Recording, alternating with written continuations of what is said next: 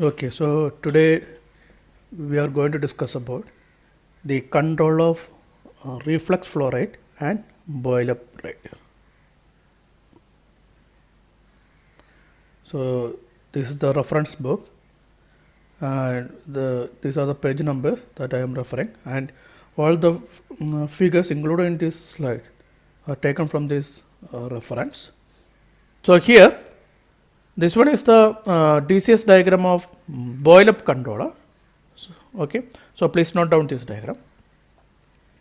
So here this one is a liquid portion, the other one is passing through the reboiler. A portion of the liquid is vaporized by this reboiler, and the remaining portion is taken as the residue. Okay, so this vaporization rate is depending upon a number of factors, like it is depending upon the flow rate of heat transaction medium. Here the heat transaction medium is steam. It is depending upon the pressure, temperature, etc. of steam, means it is depending actually on the steam quality. It is also depending upon the heat transaction area inside this reboiler. Okay, so we can improve the accuracy of the controller if you are maintaining except one variable, if you are maintaining all of the effects constant. So for the purpose, here the liquid level is measured, and the level of liquid inside this reboiler means the liquid portion, that one is not vaporized, so that liquid level constant. So for the purpose, liquid level is measured. Okay, and by using LIC, this liquid level is controlled by manipulating the residue of flow rate. So this portion is used to maintain the liquid level constant, or it is used to maintain the heat transfer area constant. Okay, so now this vaporization rate is depending upon the steam flow rate. Is it okay? So if we want a constant vaporization flow rate, why? I told you, if there any change in flow rate, it will upset the equilibrium or the stabilized condition of this distillation house. So this flow rate must be constant. So this flow rate is constant if vaporization rate is constant, and vaporization rate is constant if steam flow rate is constant, because all other parameters are maintained constant. So in order to maintain the steam flow rate, the flow rate of steam is measured, and by using that flow rate, this control valve is manipulating the steam flow rate. So in order to control the steam flow rate itself is manipulated by using this FRC. Okay, so this one is the boil up controller, but in some situation we have to maintain the composition of bottom product.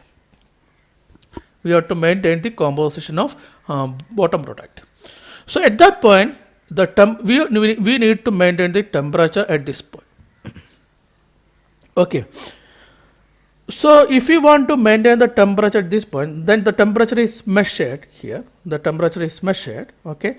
And by using that temperature measurement, TRC will change the set point of FRC.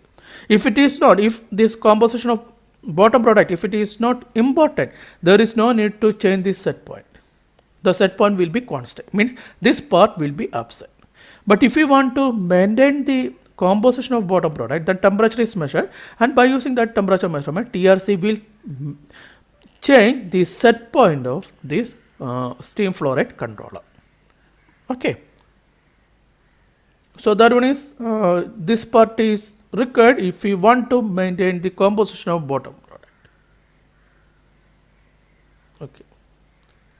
So this is boil up controller.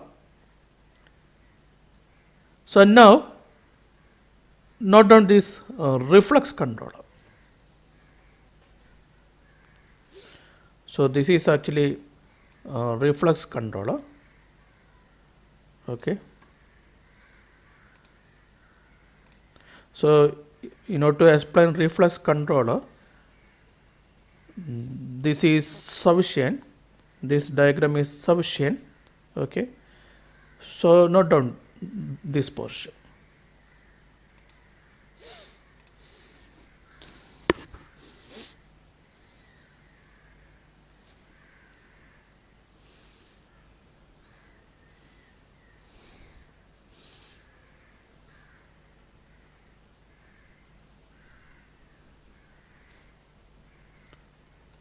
So here you can see that before reflex controller. So here we have a pressure controller. Okay. So you can see that this by using the pressure measurement, PRC is manipulating the cooling liquid flow rate. This is condenser, so it is manipulating the cooling liquid flow rate. So as it is manipulating the cooling liquid flow rate, the blown up problem is absent here, means the presence of inert gas is negligible. So we have negligible inert. Okay. Now here the distillate is liquid. So we have liquid distillate. Now in order to maintain level inside the accumulator, level controller is there. But you can see flow rate controller also, means we are giving this liquid distillate to another distillation tower, means this one is acting as a feed of another distillation tower. So this one is variable feed controller, this portion.